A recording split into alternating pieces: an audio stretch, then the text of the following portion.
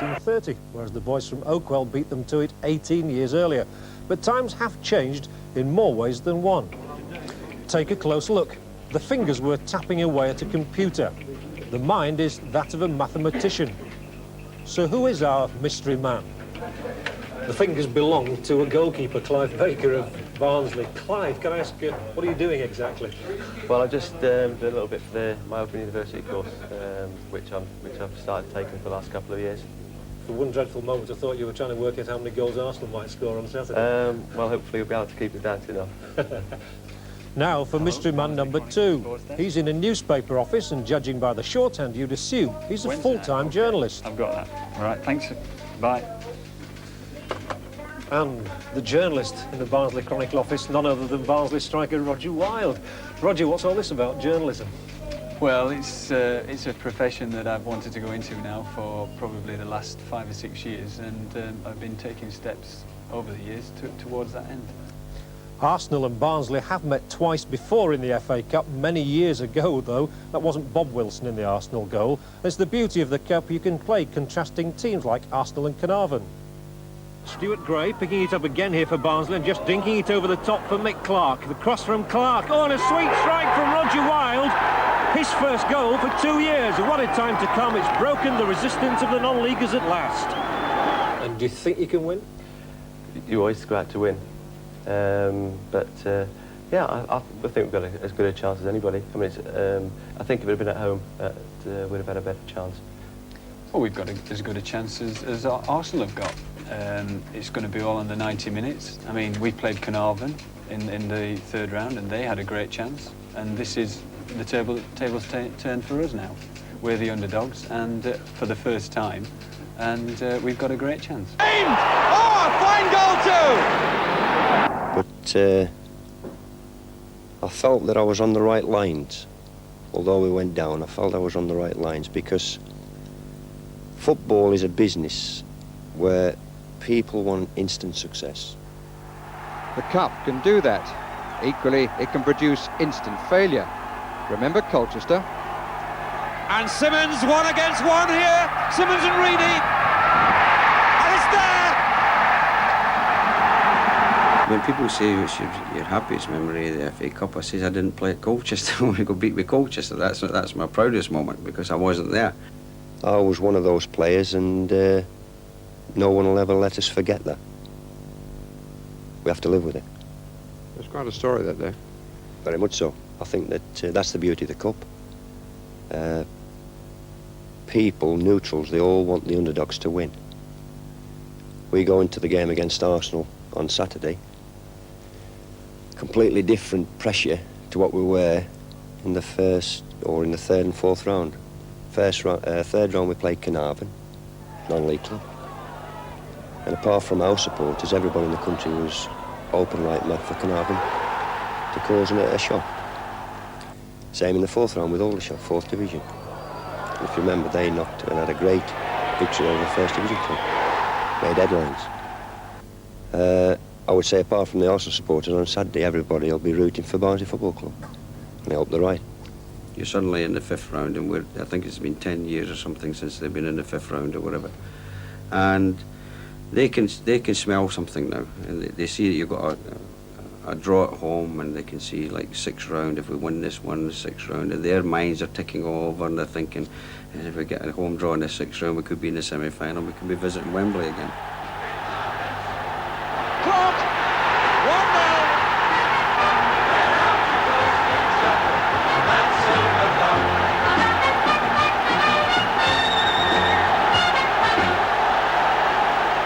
Two great old Leeds heroes there, Emlyn. What are you laughing at? Sniffer looked happy again, didn't he? That's the most I've seen him smile. I say, have you ever seen him smile? Never once. He's the happiest he's been, but I can't see him having an awful lot to smile about today. Bottom of Division 2 they are. But they're gone, listen, they're 9 games unbeaten. It's a good job they've had 9 unbeaten, isn't it? Or they would have been in trouble and they're still bottom. Leeds against Q. But that's exactly where they'll be tomorrow night if they beat Plymouth, the only team currently above them, at Oakwell. And how appropriate that this success should come in Barnsley's 100th year, which is depicted in an exhibition at the town's Cooper Gallery. All centenaries are worth celebrating, and Barnsley have some great days to remember. 2 FA Cup finals for a start. The goal Harry Tufnell scored to win the 1912 final is still rated one of the greatest ever. Tufnell's medal is just one of the mementos that have been acquired by the man who had the idea of an exhibition, Graham Noble. I'm surprised at the things that people have got sort of just kicking around, that they've sort of taken for granted for years and didn't really think they were important. The postcards from the cup finals, that, and then people with, 1912 FA Cup medals, which they've just got in the house. That, of course, was the great year in Barnsley history, 1912. Oh, yeah, it must have been. I mean, I wasn't around at the time, but I mean, I sure wish I had have been. Well, Barnsley never did quite make the first division, but they were featured on the old newsreels, and they've had some great players over the decades. But it's not just the golden oldies who are featured at the Cooper Gallery. This is Ronnie Glavin, who came south from Scotland to make his name. His feats, including scoring 200 goals, make him very much a modern hero. Barraclough screaming for it down the middle, and he could get it too. Here's Barraclough, he's onside. Could he make it 4? Oh, fine save, it must be from Glavin! And Ronnie Glavin capitalised, and that is the goal that seals the points. Do you have great memories of your times at Oakwell? Oh yeah, throughout football I have tremendous memories. I mean, these are the things you obviously look back on. At Oakwell was no exception. I was very fortunate to have been part of the glory days, and they were excellent. I just got caught up also in the euphoria of the glory at that particular time. Barnsley has never forgotten the men who helped make history, at least in the eyes of their own supporters. And these reminders of triumphant days at Oakwell bring the memories flooding back for one of their most faithful followers. Well, I think if you live in a town, it's your own town team. I mean, there's feelings for, say, the big clubs, but if you're a Barnsley lad, that should be your side, whether it's been rugby, chess or whatever.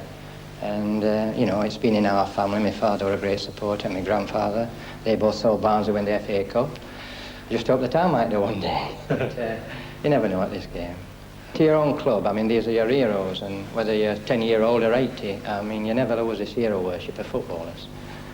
I just hope that this continues and, we have players of this calibre in the future. Well, now for the story of a day out with a difference. 10 months ago, Stephen Jenkins bought a raffle. For the match on the pitch. A full-blooded affair with no quarter given or asked for. Wednesday opened the scoring in the 5th minute from a corner. Lee Chapman flicked on and Mark Chamberlain at the far post headed in. Barnsley fought back, and in the 27th minute from a free kick, the visitors failed to clear the ball and Steve Agnew equalised from outside the box.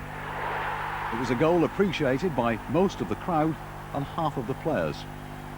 For the next 20 minutes, the second division side dominated the game and could have taken the lead on several occasions. Just before half-time, a clash between ex-Wednesday player Roger Wilde and ex-Barnsley defender Larry May led to the Sheffield man being stretchered off with a bad cut and concussion. The half-time score 1-1. Wednesday's winner came in the 75th minute, quarter of an hour after what now seems an inspired substitution. Sustained pressure from Wednesday led to a cross from skipper Mel Sterland, and substitute David Hurst headed home a glorious winner. For the Barnsley lad who joined Wednesday just over a year ago for £250,000, a fairy tale return to Oakwell. Yeah, it's nice to come back to Barnsley and my local side really, and to grab the winner. I mean, the fans here, the local fans, the Barnsley fans, are all saying if anybody's going to score the winner, it'll be David Hurst. Hope they don't bring him on, and then you came on. Yeah, the fans, both sets of fans are great to me. Tremendous. I've got a little habit to getting in on the corners, far post. I go there all the time. Because you're not a big chap. I mean, Wednesday got all these enormous fellas up front, and yet you seem to get some very key headers in. Yeah, I think that's the little bit of a plan we've got, Stick me at the far post and hopefully it comes out. I saw Mel out on the right wing with a ball, and when he whipped it in, which was a marvellous cross, I could see that we're going to beat Paul Futcher. And I didn't know whether to do the diving header or wait for it to drop a little bit and try and volley it. And eventually I thought, go for it, and go for the glove. Just lunged at it, and it was perfect. In front of their biggest crowd of the season. By half-time, there were 3 goals up. Their Yorkshire determination knocked the cultured Londoners out of their stride. Steve Agnew with 2 and Gwyn Thomas, who was later stretchered off, were the scorers. Chelsea completely dominated the second half, but Barnsley don't give up very easily these days, and when the opportunity presented itself, upfield they went and scored a fourth through David Curry. Bradford City had one of the 2-0 in just 25 minutes. David Bamber pulled one back, but Curry was again too hot for Stoke to handle. The game, though, was far from over, George Berry making it 3-2. Before winger Peter Beagrie tiptoed through for the equaliser, with the Stoke fans waving their Pink Panthers in relief. Start, John McDonnell prodding in a goal after 4 minutes. But Stoke, as they came back on Saturday, did it again with Dave Bamber scoring in the second half. It was going to take a goal of real quality to separate the sides, and my goodness, we got one. David Curry performed gymnastics before playing an exquisite back pass to Steve Cooper, who hammered in the shot. A stunning goal to make the scoreline. Barnsley 2, Stoke 1. Now bring on Everton. John Helm for Calendar Sport at Oakwell. All starting with the Barnsley game. Over 21,000 people packed into Oakwell, and they were rewarded by an impressive Barnsley performance. The first goal came in just 3 minutes. Joe Joyce with a header and John McDonald on the rebound. The home side continued to push forward. Steve Cooper's shot amongst a number of chances. Into the second half, and Peter Beagrie finally found a way through. Dave Bamber with a header on the far post.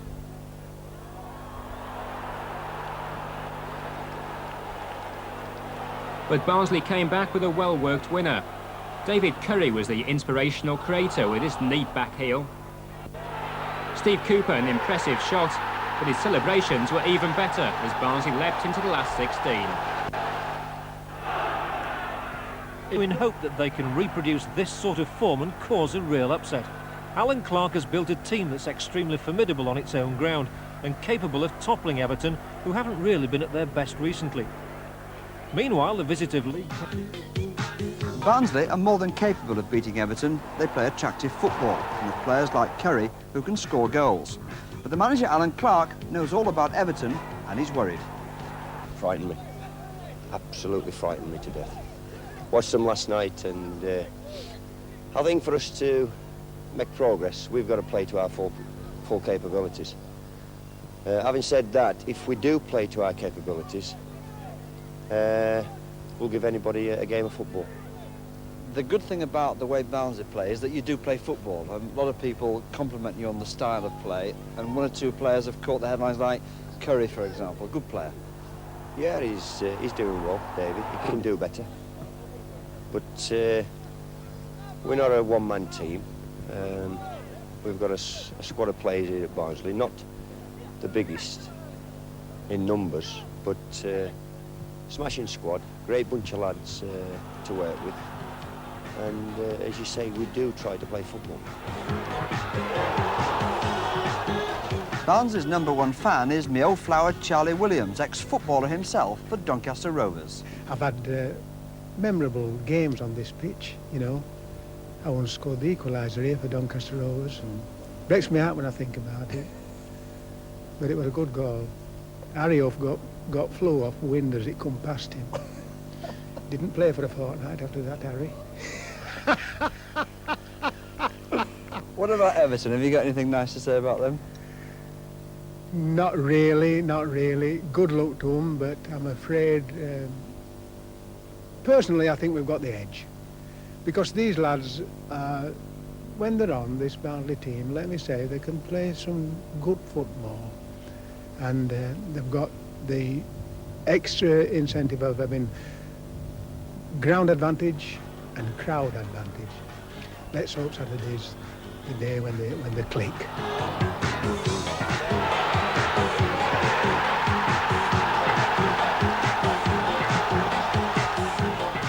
Sheffield United last week are managed by Alan Clark, who won the Cup for Leeds in 1972.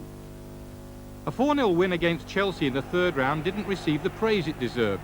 David Curry's run and low cross set up the first, a deflected strike from Gwyn Thomas after 3 minutes. Curry was involved in the second Barnsley goal as well. This time the scorer was Steve Agnew with an awkward looping header.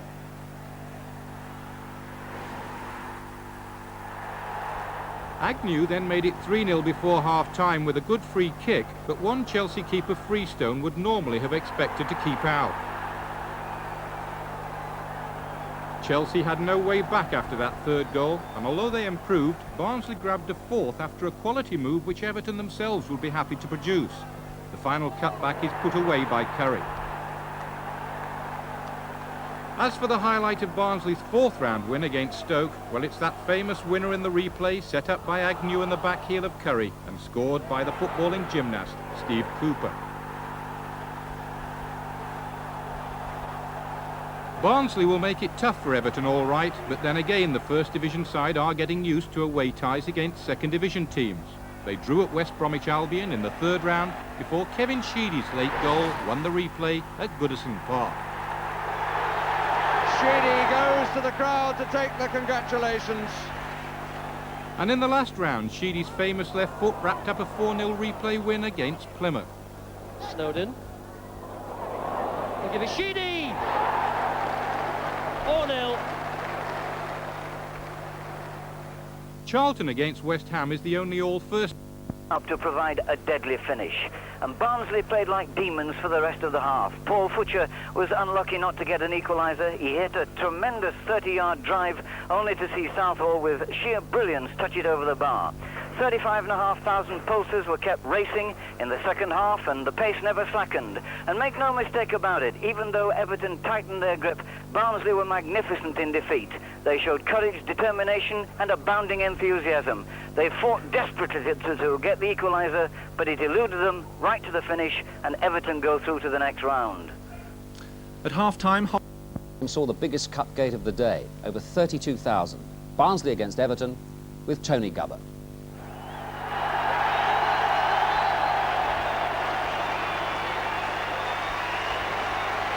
On an Oakwell pitch that's a delight to groundsman and player alike, Second Division Barnsley are able to parade this, their strongest team, with their top goal scorer David Curry, number 10, having recovered from a hamstring injury, and with the popular local t-shirts warning of the consequences. Everton have been forced to reshape today because of injuries. Ian Snowden is moved from the right-back position, where he's played so well recently that he was selected for the last England international squad, back to the midfield role, which he says he still prefers. Referee Lester Shapter starts this fifth round FA Cup tie, with Everton in their familiar all-blue, attacking the goal to the right. And immediately, Curry in possession.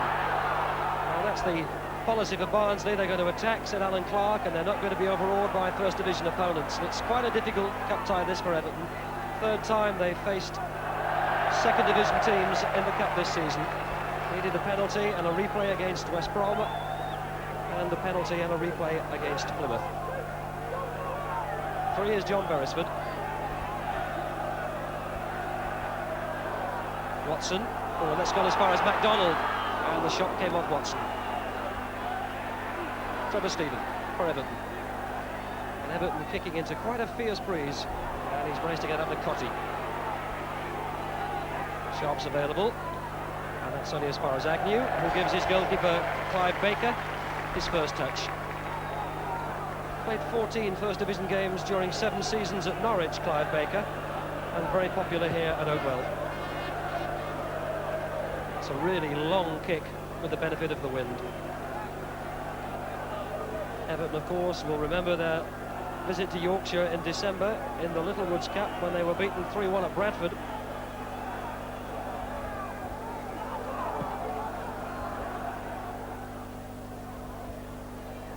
Futcher. That'll be an Everton throw.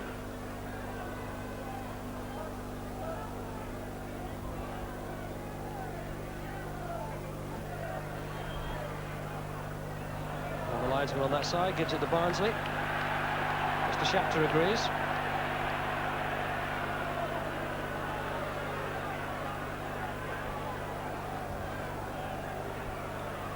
Barnsley's record in 1989 is pretty impressive. They've been unbeaten in the last 7 games, 3 wins and 4 draws.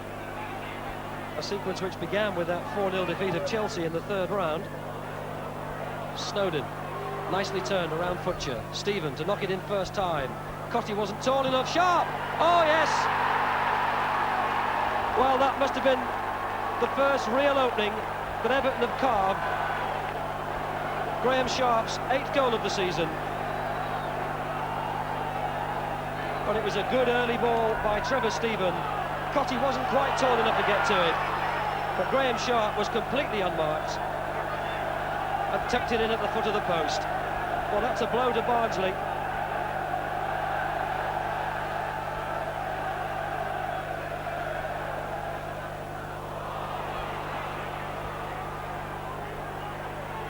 Trevor Stephen. Sheedy.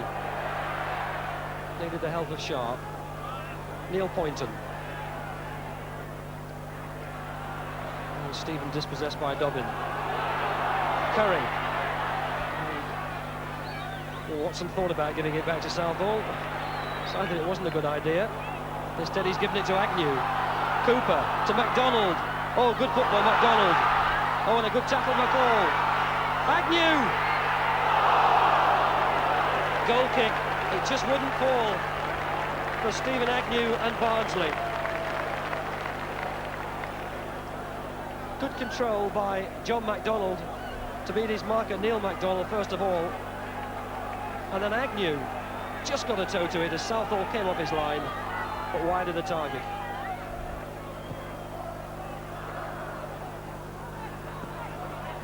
This is MacDonald. Looks around to find Beresford arriving in support. Looking for Cooper. Lowndes. This is Dobin. Futcher. Still with Futcher. To MacDonald. There's a lot to look for here. There's Neil Poynton's header. Now the clearance by Sheedy, only as far as Futcher. He struck it well! Oh, what a fabulous shot! And what a brilliant save by Southall. Paul Futcher couldn't have hit that sweeter, could he? It was bound for the top corner until somehow, acrobatically, Southall got a hand to it. And that has given Barnsley their 9th corner of this first half. Hooked on by Cooper.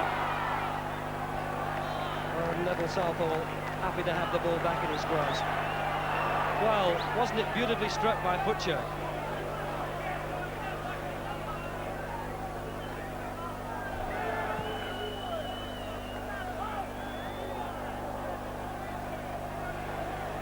Oh, it was Sharp who took it away from Beresford. There's plenty for him to look for. Snowden's there.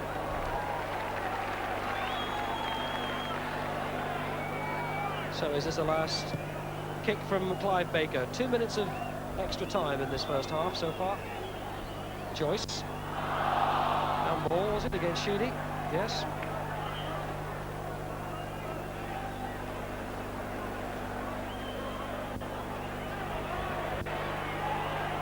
Futcher will want to deliver this into the penalty area, surely, because the whistle's going to go any second. Again looking for Cooper. Oh, and it almost came to MacDonald. Beat both Watson and Cooper, and now the whistle does go to end the first half, in which surely 75% of the attacking play has been made by Barnsley, but it's Graham Sharp's goal which has put Everton up at half-time. Half-time then, it's Barnsley 0, Everton 1.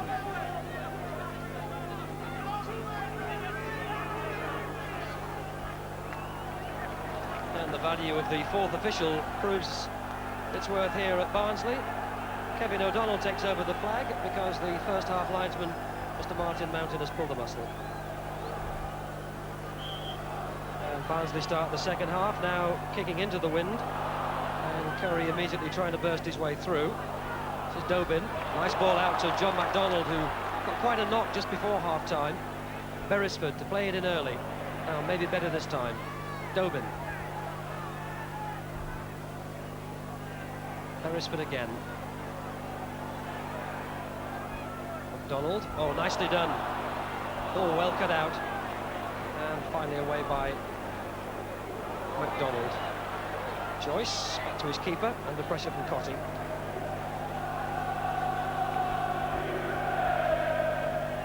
Joe Joyce was signed by Alan Clark during his first spell here as a manager.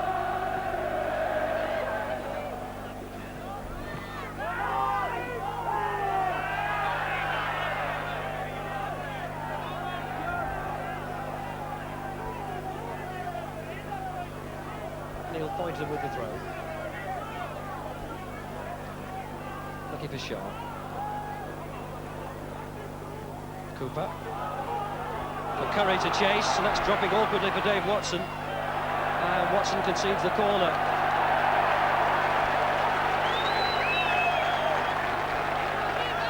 Well, those high balls are really testing for defenders today. And Barnsley have taken the corner. This is Agnew to play it in. McGugan!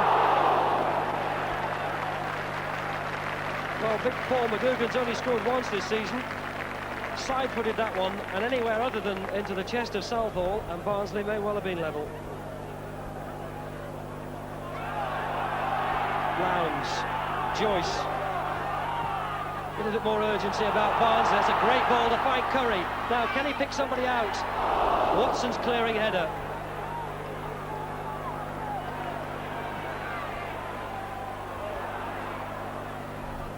And that'll be a Barnsley throw. So Barnsley get forward twice in the space of a few seconds. Lowndes trying to find Curry. And again, that Everton back four begins to look awkward and under pressure. Barnsley didn't make it count in the first half. And that's obstruction by Sheedy.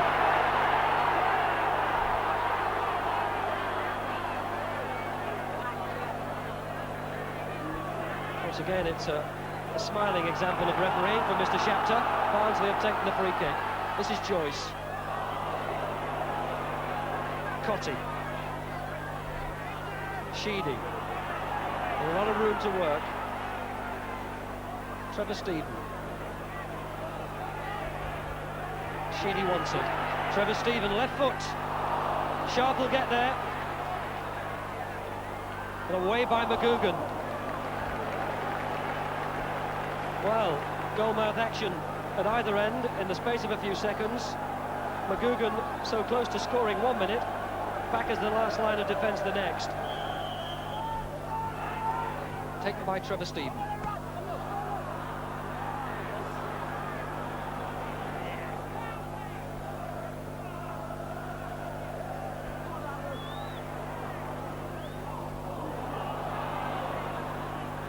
Oh, well in Joyce, the captain.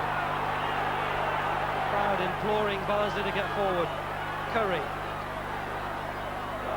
Good play by Curry to find Lowndes. McCall's clearance. Oh, good ball out by Graham Sharp. And a fine run by Trevor Stephen. And McGugan, the number 5, struggling to get across there and block his way. Graham Sharp's header. Fine save.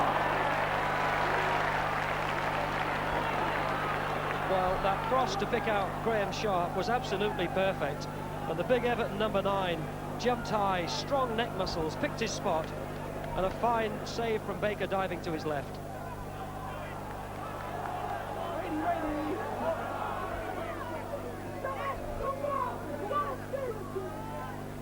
McGugan. Beresford. A lot of space to get forward here. Trevor Stephen's come across to block his way. And that was an uncharacteristic foul by Trevor Stephen, but Will Shapter's allowed play to go on. This is Curry. This is Joyce. Now, what's a good ball in? Oh, Cooper got highest, but he didn't direct the header down. And Neville Southall's goal remains intact. Once again, Steve Cooper was the man who jumped highest. And Mr. Shapter looks at his watch and checks the backup watch. It's 2 minutes of time he's added on. Well, there won't be too much more because the whistle's in the mouth. And what on paper looked a really awkward cup tie for First Division Everton has been settled by that solitary Graham Sharp goal scored after 16 minutes. A tidy performance by Everton, who were under pressure for most of the match, but in the end were good enough to beat second division opposition for the third time in this season's FA Cup.